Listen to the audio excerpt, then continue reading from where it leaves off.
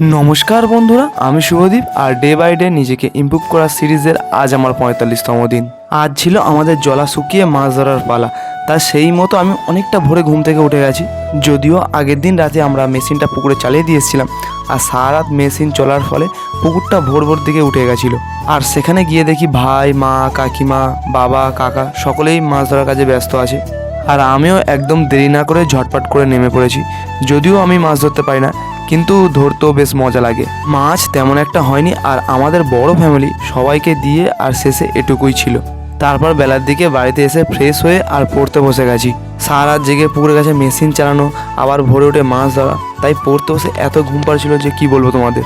তাই তাড়াতাড়ি করে যতটা পেরেছি পড়ে নিয়েছি, আর তারপর দিদাকে নিয়ে এই একটু বেরিয়েছি। এখন যাব দিদাকে নিয়ে ব্যাংকের কিছু সমস্যা হয়েছিল, আর তাছাড়া দিদার কেআইসি আপডেটও করাতে হবে। ব্যাংকে গিয়ে কোনো কারণ ছাড়াই তোমাকে হ্যারাসমেন্ট হতে হবে, ফাঁকা থাকা সত্ত্বেও তোমাকে বসতে হবে, এটা তো ম্যান্ডেটরি ব্যাপার। আর তারপর বাড়ি ফিরে অনেকটা সময় রেস্ট নিয়েছিলাম। আর এই এখন সন্ধ্যেতে একটু ইংলিশটা নিয়ে বসেছি। আর সময় মতো খাওয়া দাওয়া আর সময় মতো ঘুমটা ঠিকঠাক না হলে পড়তে একদমই মন চায় না। পড়তে বসলে শুধু ঘুম পায়, টায়ার্ড লাগে। আর তাড়াতাড়ি করে প্রথমে ইংলিশটা আর পড়াটা কমপ্লিট করে আজকের মতো আমি আমার পড়াটা কমপ্লিট করে নিলাম। তারপর পড়া শেষ করে রাতের দিকে কয়েকটা বন্ধু মিলে একটু বেরিয়েছি। এটা হলো আমাদের রাতের আড্ডা, সপ্তাহে একদিন করে চলতে থাকে। প্রথমে রাস্তার ধারে কোনো একটা দোকানে চা, আর তারপরে এই ফাঁকা জায়গাটাতে এসে আড্ডা চলতে থাকে। তবে এখানে পড়াশোনার সাথে সাথে পিএনপিসিটাই বেশি হয়।